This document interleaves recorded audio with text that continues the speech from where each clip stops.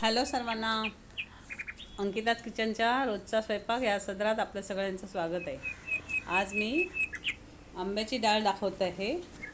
ही डाळ बघा, मी 7 ते 8 तास भिजवून घेतली आहे.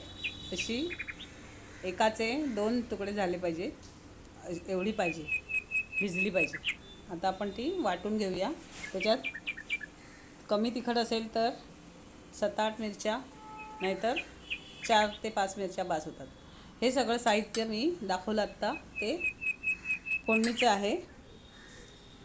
त्यात आता आपण ही वाटून घेतली, त्यात ही किसलेली डाळ वाटून घेतली आहे. आता ही किसलेली कैरी पण घालायची. 2 कैऱ्या सालासकट किसून घेतलेल्या आहे.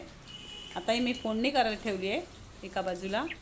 त्यामध्ये एक जास्त म्हणजे मोठा चमचा राई घातलेली आहे, मोहरी. आता 1 चमचा आपण त्याच्यामध्ये हे जिरं घालू. जास्तीचं घालायचं. हे 4 टेबलस्पून मी तेल घेतलेलं आहे. जास्त तेल घ्यायचं.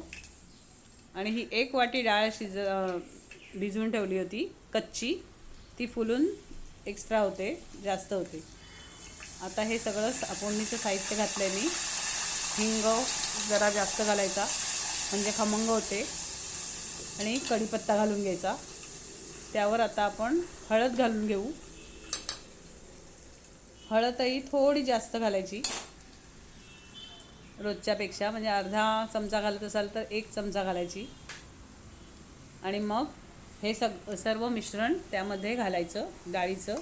त्यात मी मिरची पण वाटून घातलेली आहे. 7-8 मिरच्या घेतल्या, त्या पण वाटल्यात. त्याच्यामध्ये अर्धवट वाटायची. थोडीशी डाळ दिसली पाहिजे आणि थोडंसं ती जरा स्मॅश झाली पाहिजे अशी. आणि त्याच्यामध्ये आपण 2 चमचे साखर घालून घेतली आहे, म्हणजे बॅलन्स होण्यासाठी. जर आपल्याला गरज वाटली तरच आपण लिंबाचा रस घालणार आहोत, पण मला वाटत नाही ह्याच्यामध्ये लागेल. आता 2 कैऱ्या बास होतात.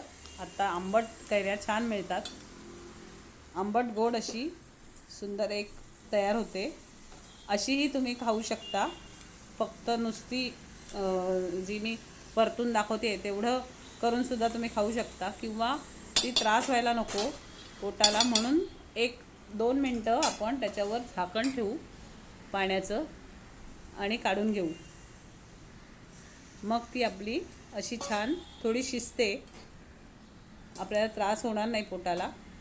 अतिशय छान लागते. चवीनुसार मीठही घालून घ्यायचं. करून पहा. ही पहा, अशा प्रकारे ही माझी डाळ आंब्याची दिसते. Okay, bye bye.